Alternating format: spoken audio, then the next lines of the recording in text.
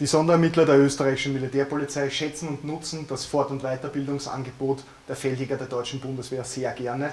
Zum einen aufgrund der realistischen Darstellung und zum anderen, um die ohnehin schon gute Kooperation in internationalen Einsatzräumen weiter zu verbessern.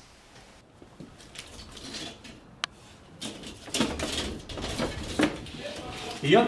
Ja. Ja gut, dann erstmal vielen Dank für den Hinweis. Dann gehen Sie mal zurück. Jawohl. Und wir gucken uns dann dementsprechend die Räumlichkeiten an. Ja, dann macht bitte schon mal ein Foto, einmal von der Eingangstür, bevor wir uns gleich einen Überblick verschaffen werden. Nachdem man den regulären Ausbildungsgang zum Feldjäger abgeschlossen hat, das heißt für die Unteroffiziere eine ungefähr 3-jährige Ausbildung und für die Offiziere mit dem integrierten Studium 7 Jahre Ausbildungszeit, folgt dann die Spezialisierung.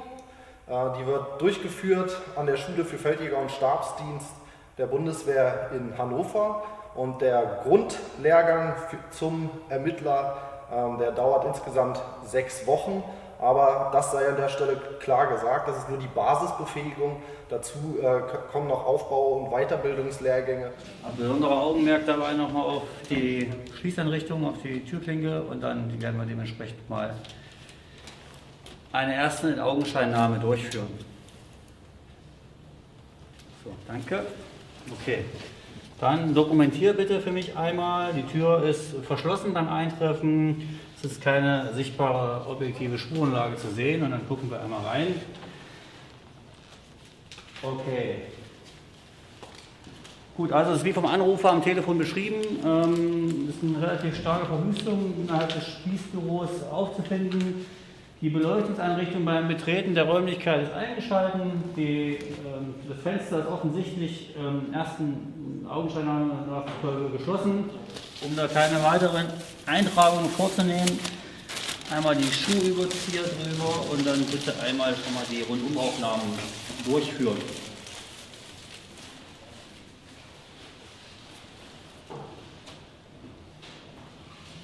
In sämtlichen Einsatzszenarien, sei es auf maritim oder in den robusten Einsätzen wie in Mali oder früher in Afghanistan, da wird die Ermittlerfähigkeit benötigt, um einfach Sachverhalte aufzuklären, die sich gegen die Bundeswehr richten, oder auch, es können natürlich auch Straftaten sein, die von Soldaten begangen werden, und da gehen wir als Ermittler mit, um das dann gerichtsverwertbar aufzubereiten. Ich werde die Drittspur anlegen, damit wir hier keine weiteren Veränderungen vornehmen, und da wir hier offensichtlich blutähnliche Anhaftung, das heißt also mögliche Täterverletzungen aufzufinden haben, werde ich mich auch umziehen, damit wir hier keine weitere Verunreinigung durchführen und auch selber uns schützen einfach vor diesen blutähnlichen Anhaftungen, damit wir uns da nicht kontaminieren.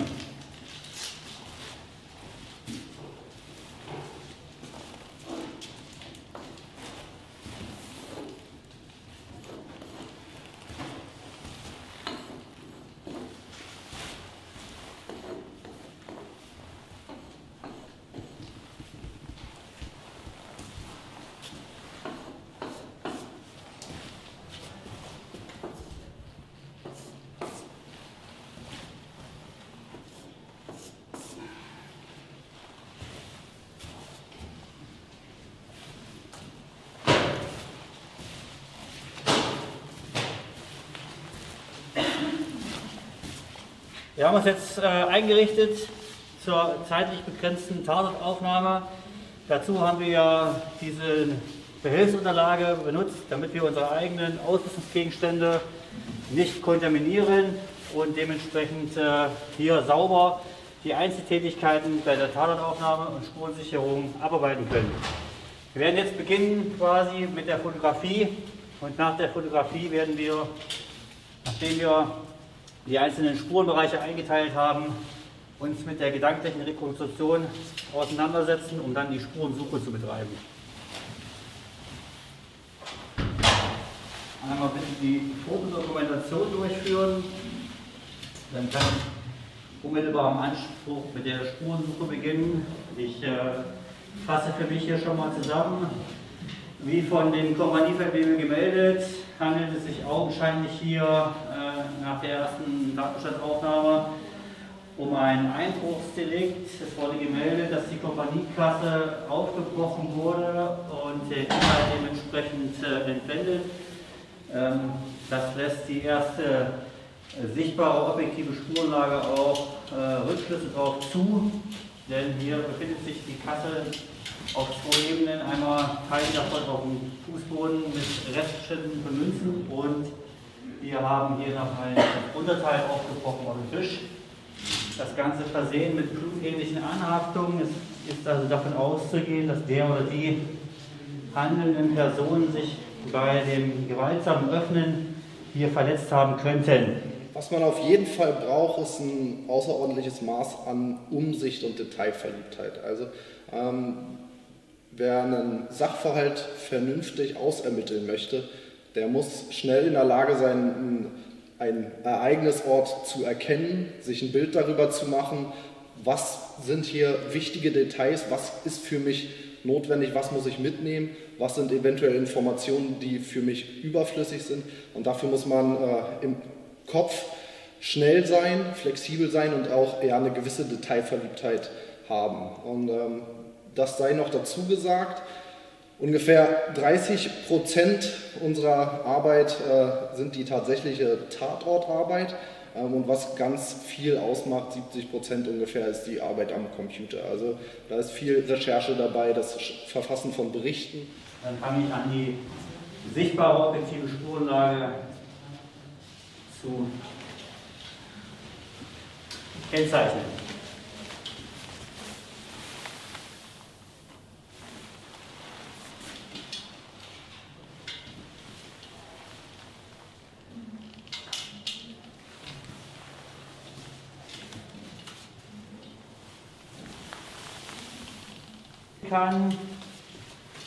Bilden sich hier auf diesem Fußboden Verschmutzungen, Schuheindruckspuren aus. Das ist ein sehr wichtiger Anhaltspunkt für unsere Ermittlungen. Daher werde ich die hier schon mal kennzeichnen. Und wenn man sich hier die Einbruchsrichtung anschaut, dann ist das auf jeden Fall ins Gebäudeinnere führend. Des Weiteren kann ich solche Eindruckspuren hier auf diesen erdähnlichen Anhaftungen auf dem Sideboard erkennen. Und zwar kommen die von der Bewegungsrichtung augenscheinlich außerhalb des Gebäudes, was ja nach aber derzeitigem Stand bei augenscheinlich geschlossenem Fenster diese Möglichkeit objektiv ausschließen würde. Das heißt, wir müssen uns dann im Zuge der weiteren Ermittlung einmal mit dem Fenster auseinandersetzen, um zu überprüfen, ob denn tatsächlich dieses Fenster in seiner Funktion so gegeben ist, dass es auch geschlossen ist. Aber lasse ich die erst noch fertig fotografieren. Ja, danke dir. Okay, dann kannst du bitte einmal die Kamera bereit machen.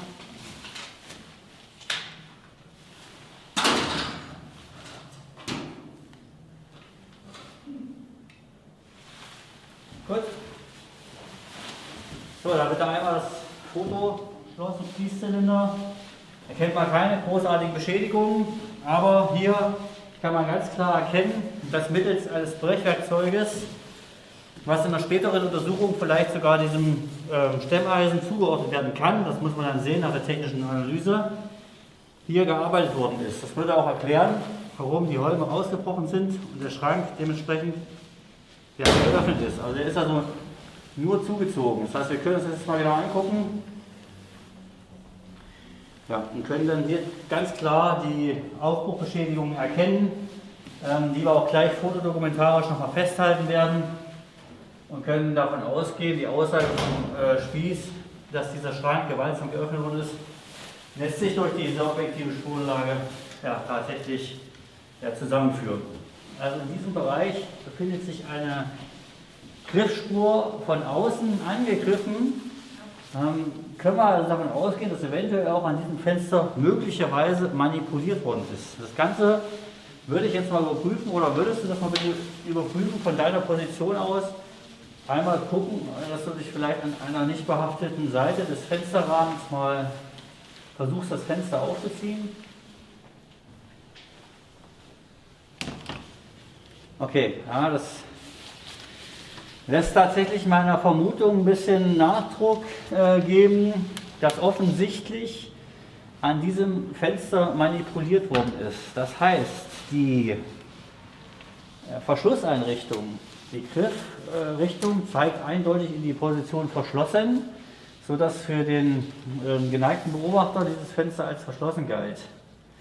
Jedoch sind die Riegelstellungen auch geöffnet. Das heißt also, hier kann man davon ausgehen, dass sich zu schaffen gemacht worden ist und dementsprechend das Fenster so manipuliert worden ist, dass auch nach Dienst hier sich über dieses Fenster Zutritt verschafft worden sein kann.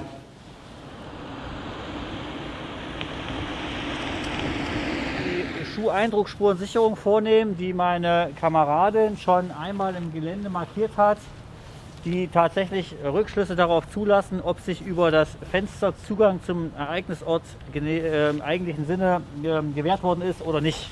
Dazu folge ich jetzt meiner Trittspur, damit ich keine weiteren Spuren dabei vernichte. Wo man sich bewegt, muss man die Augen auf dem Boden halten, damit man nicht kaputt macht. Ja. Und hier sieht man eindeutig zwei Schuheindruckspuren unabhängig voneinander, schon dementsprechend mit den Spurennummern gekennzeichnet, die wir jetzt sichern wollen. Dazu werde ich die Eingrenzung der Spur vornehmen. Jetzt unter Umreifung. So, dann brauche ich mal meine Kamera. Ja, immer daran denken, dass wir einen Maßstab verwenden, so dass man die Dimensionen und Größen auch bei der bildlichen Sicherung nachher wiedererkennen können.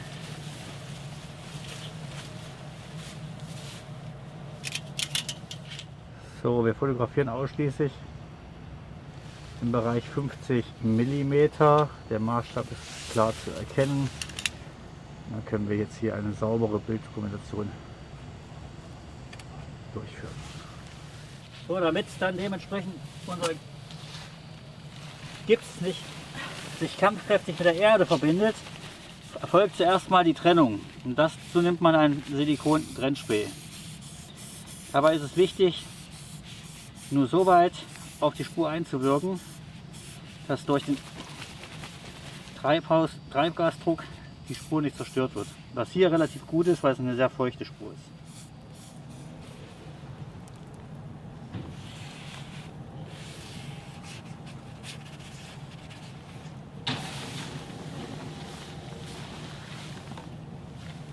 Da kommt noch die Bewehrung dazu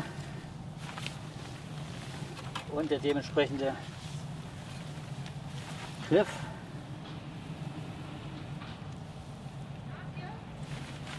Und jetzt müssen wir die Spur aushärten lassen.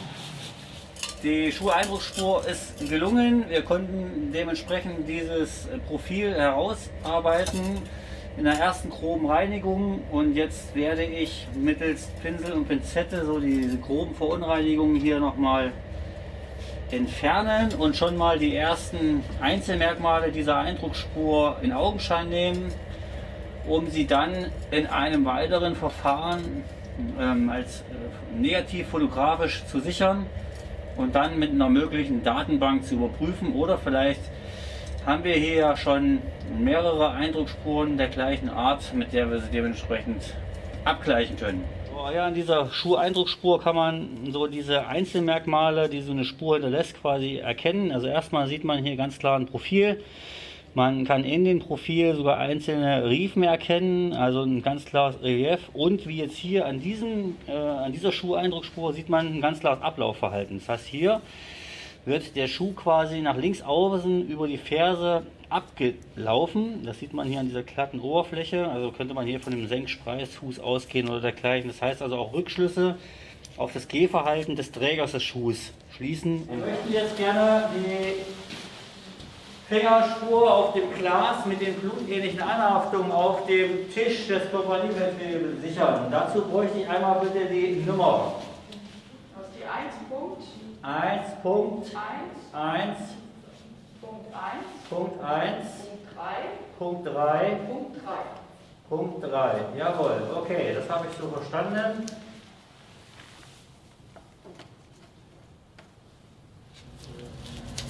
Okay.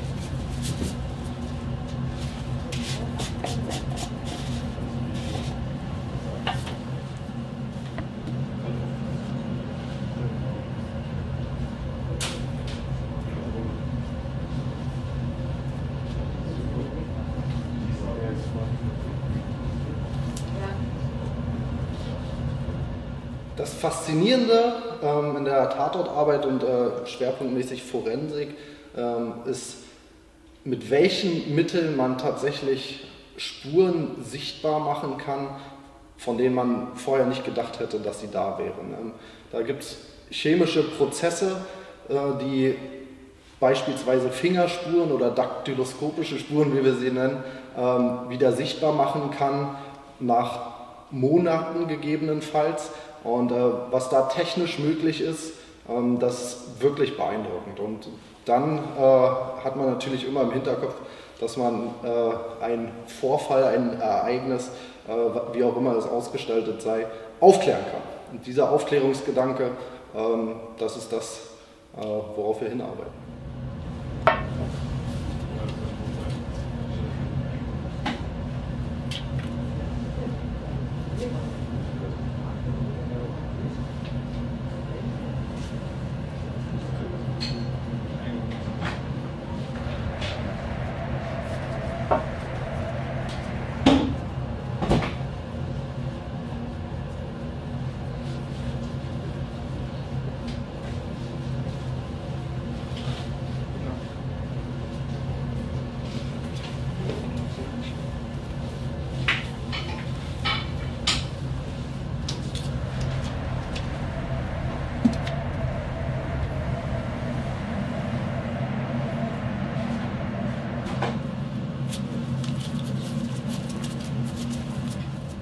Tatort haben wir hier den Spurenträger, das Glas, mitgenommen, weil wir hier Fingerspuren vermutet haben.